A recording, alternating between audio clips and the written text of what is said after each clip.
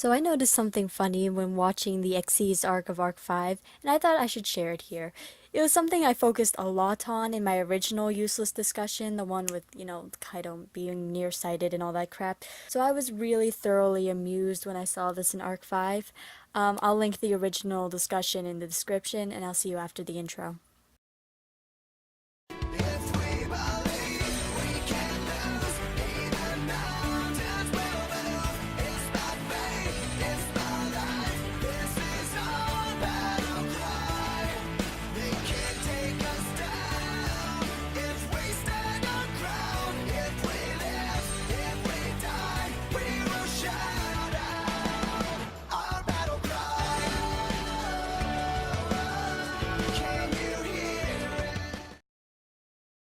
Anyway, I mentioned this in my first useless discussion. In fact, it was my main evidence to why I concluded what I did in that discussion. I don't know if this was just a side effect of running an Xyz deck in the anime or just something that happened in both versions of Heartland that we'd see in Zexal and Arc 5.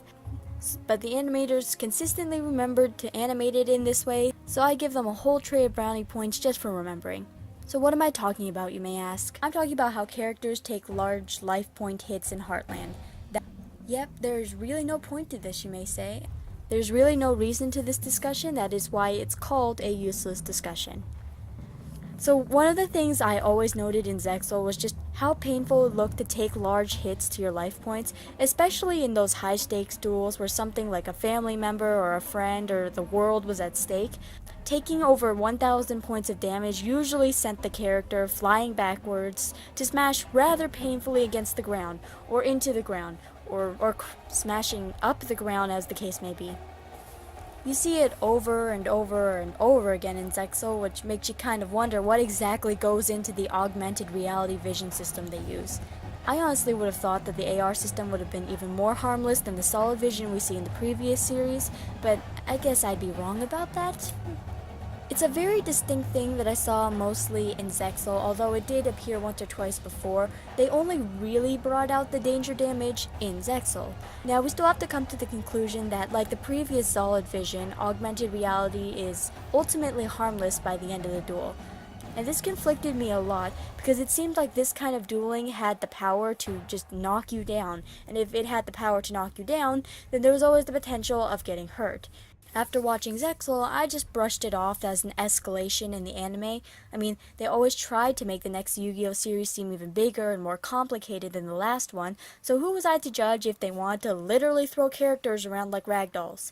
Even if it didn't make sense to me, it was still super fun to watch and added a little something extra to the already super complicated Zexal card game system. And when I started watching Arc 5, I took note that aside from action cards, action fields, multiple summoning methods, and the various styles, it seemed that we were back to the standard anime wind and heated glares when it came to taking damage outside of action fields. And it was as normal as holographic card games could get, and something I liked was how they reiterated the fact that without the real solid vision field/technology, dueling holograms should be completely harmless. No one should be able to feel or see any impact from the duel. This was mentioned in the third or fourth or maybe fifth or sixth episode when Yuto first dueled Shingo and completely plastered him with Dark Rebellion Xyz Dragon. Yuzu made the note that she shouldn't have been able to feel that explosion because there was no action field around. So dueling was standardly normal in Arc 5. At least, that was the case until we got to the legendary duel between Shun and Sora. Before it became an all-out action duel, I sort of kinda remember Shun or Sora flying back in the traditional Zexal style. But then I completely forgot about it because that duel was so awesome. And while I can't remember the finer details of that duel, I still took a mental note of it, and took triple note of the fact that the action field that the battle was placed on was Heartland. Now we fast forward about 80 or so episodes, where we have some Lancers wandering alone through post-apocalypse Heartland, completely alone in a dangerous territory, not knowing what they were doing, while the one person in their group who actually knew the territory left them alone to find his old comrades. You can really tell how much they thought that out. Anyway, near the end of this episode, you see a bunch of academia students getting their butts handed to them by Kaido. In fact, they were sent flying into the frame. And it was kind of at that moment where I said to myself, oh yep, we're definitely in Heartland now. Because that was the poster child of Zexal duel losses. You flying back and hitting a building. And, since all of Zexal takes place in Heartland, connections, Heartland, Zexal, Heartland, Arc 5. And maybe they just animated it like that for, Zexal nostalgia or something, but I noticed that the Zale style battle damage just kept reappearing more and more as they went through the Exceed Dimension arc, smashing up the ground, smashing into buildings and fountains, the works. Off the top of my head, I can remember the Kaido versus Shun duel that happened. I'm pretty sure it happened with the duel with Alan and Sayaka against the Tyler sisters. I don't know. It was really fun to see again.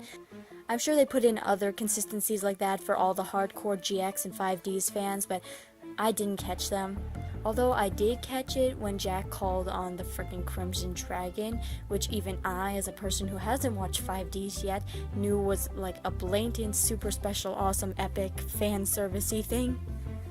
Anyway, that's my useless discussion for the day. I thought it was really cool, just that they remembered to animate it that way. Zexal is confusing, but what can you do? What weird consistencies did you catch between Arc 5 and the other series? Comment down below because it would be super fun to see what everyone caught.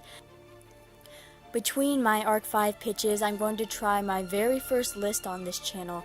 I'll be ranking my favorite English openers, so stay tuned. Anyway, see you in the next upload. Mya out.